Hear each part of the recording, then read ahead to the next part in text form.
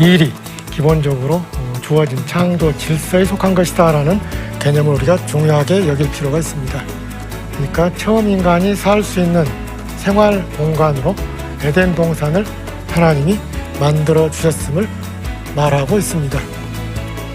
그 에덴 동산은 그야말로 사람이 살 수 있는 최적의 조건을 가진 곳이었습니다. 인간에게 많은 복이 주어졌지만 무제한의 자유가 주어진 게 아닙니다. 선악과 따먹지 말라. 이것은 뭘 얘기하는 겁니까? 인간에게 주어진 한계를 설명하는 거예요. 일하도록 창조하신 하나님 은혜에 감사해야 한다는 것입니다. 우리에게 주어지는 하나님의 명령에 전적으로 순종하는 삶을 통해서 하나님을 기쁘시게 하는 자리에 항상 서도록 노력해야 할 것입니다.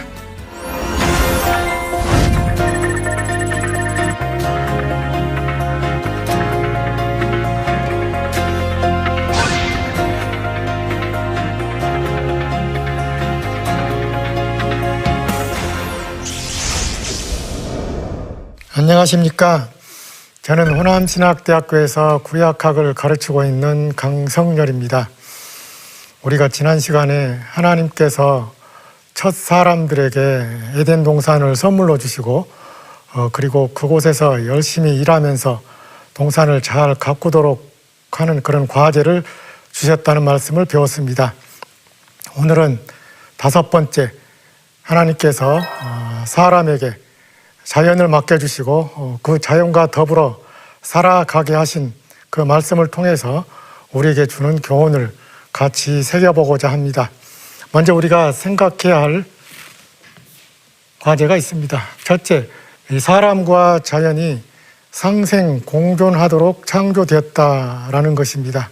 그리고 두 번째, 생태계 위기가 어떻게 극복될 수 있는가 라는 그 과제가 이 본문에 또한 담겨 있습니다. 그래서 창세기 말씀을 통해서 이 두 가지 포인트에 초점을 맞춰서 말씀을 드리도록 하겠습니다. 먼저 하나님의 창조 세계와 사람, 창조 세계와 사람은 어떤 관계 속에서 만들어졌을까라는 것을 공부해 보도록 하죠. 가장 먼저 생각할 것은 하나님의 창조 세계가 조화롭게 만들어졌다라는 것이죠. 그리고 인간은 그 창조 세계의 절정이다라고 하는 것입니다.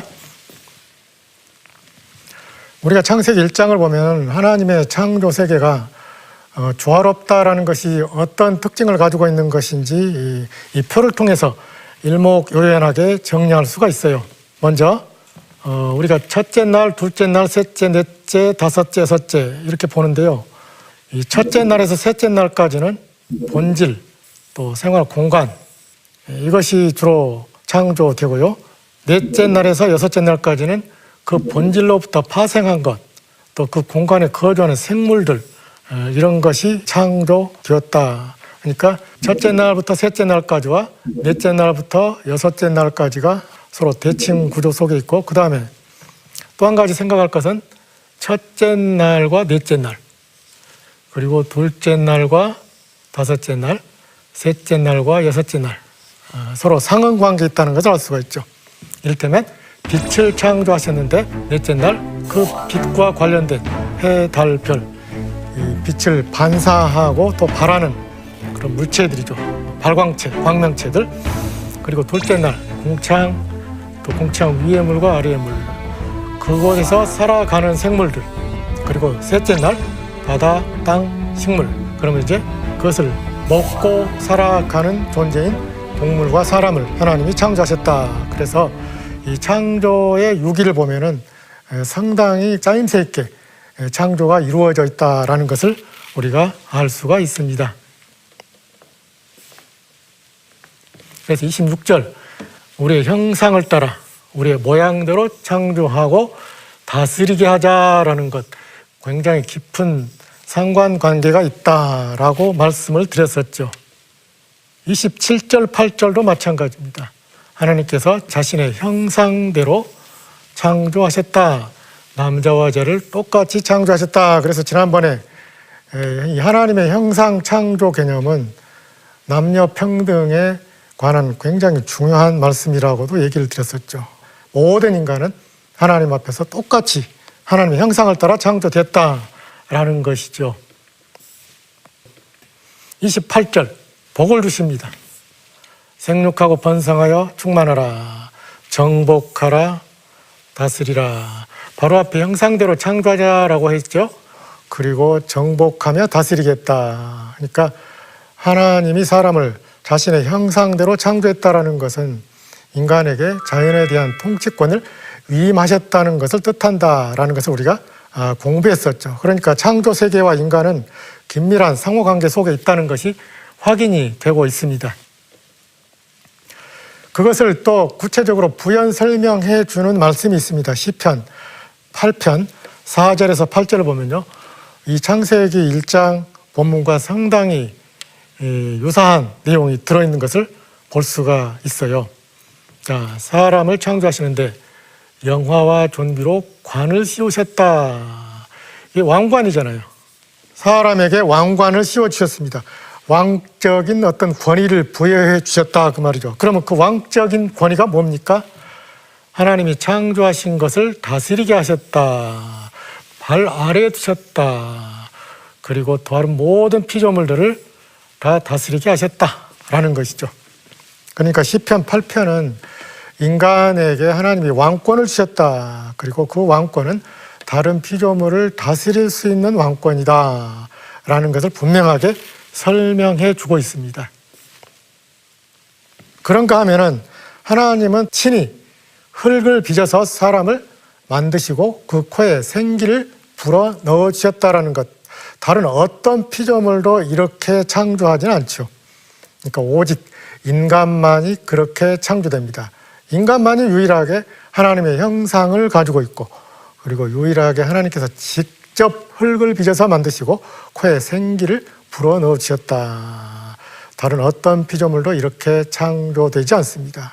그런 점에서 볼 때 인간은 창조 세계의 절정에 속한 존재다라는 것을 분명하게 우리가 확인할 수가 있습니다. 또한 여자를 만드시는 것도 마찬가지죠. 남자의 갈빗대를 취해서 직접 여자를 빚어서 만드시고 역시 생명을 불어넣어 주시는 거예요. 그러니까 남자 여자 할 것 없이 하나님께서는 모든 초기의 그 사람들을 직접 만드셨다. 하나님께서 사람을 정성스럽게 빚어서 만드시고 생기를 불어넣어 주셔서 생명을 가진 존재가 되게 하셨다. 그런 점에서 인간은 창조의 절정이다. 모든 창조 세계의 왕관을 사람에게 주셨다라는 것입니다. 자, 그렇다면은 하나님께서 인간에게 그러한 왕권을 부여해 주시고 다른 피조물들을 다스리게 하셨는데 그것이 구체적으로 어떤 의미를 갖는 것일까? 그것을 우리가 한마디로 요약해서 말하면 자연은 사람에 의해 잘 관리되어야 한다. 뒤집어서 얘기하면요, 사람은 하나님께서 선물로 주신 자연을 잘 관리하고 그리고 가꾸어야 한다라는 의미가 되는 것입니다.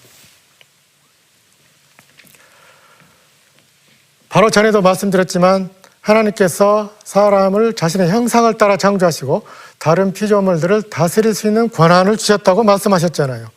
그래서 통치권을, 왕적인 통치권을 부여해 주셨다. 그런데 그 왕적인 통치권은 지배하고 착취하고 억압하고 짓밟는 왕권이 아니라 사람과 자연이 평화롭게 공존할 수 있도록 하는 그러한 의미에서의 통치권을 의미하는 것이다 라는 것을 우리가 기억해야 됩니다. 그래서 창세기 2장 15절에 보면 하나님께서 에덴 동산을 선물로 주시고 그곳에서 일하도록 하셨다라는 것, 그러니까 경작하고 지키게 하셨다. 흙으로 사람을 만드시고 그 사람으로 하여금 에덴 동산을 경작하고 지키게 하셨다. 이렇게 해서 인간과 자연 사이에 관계가 형성이 되는 것이죠. 그러니까 하나님이 사람에게 자연을 주시는데 그 자연을 잘 관리하고 가꾸도록 하는 첫 번째 작업이 뭐냐면 에덴 동산을 경작하고 잘 관리하도록 지키도록 그렇게 하셨다라는 것이죠. 그런 점에서 통치권이 가진 두 가지 의미를 우리가 조금 더 구체적으로 생각해 볼 수가 있죠. 이 통치권이라는 것은 왕적인 통치권이죠. 왕적인 통치권, 하나님께서 사람에게 주신 통치권은 뭐냐? 은혜이면서 복이다. 근데 하나님의 은혜와 복은 책임과 의무이기도 하죠. 그런 점에서 우리는 인간에게 청지기 직분이 주어진 것이다 라고 말씀드릴 수 있어요. 하나님께서 자연을 다스리도록 하셨다. 근데 그게 복이잖아요. 복이라는 것은 좋은 것이죠. 그러니까 자연을 다스린다는 것은 자연을 마음대로 파괴하고 깨뜨려도 된다라는 의미가 아니죠. 그건 복이 될 수가 없죠. 하나님은 자연을 다스리도록 하셨는데 그게 하나님의 복으로 주어진 것이다. 그런 점에서 자연을 다스린다는 것은 복의 특징이 나타나게 하는 것이어야 되죠. 그런 점에서 인간은 자연에 대한 청지기 직분을 갖도록 만들어진 존재다라는 것입니다.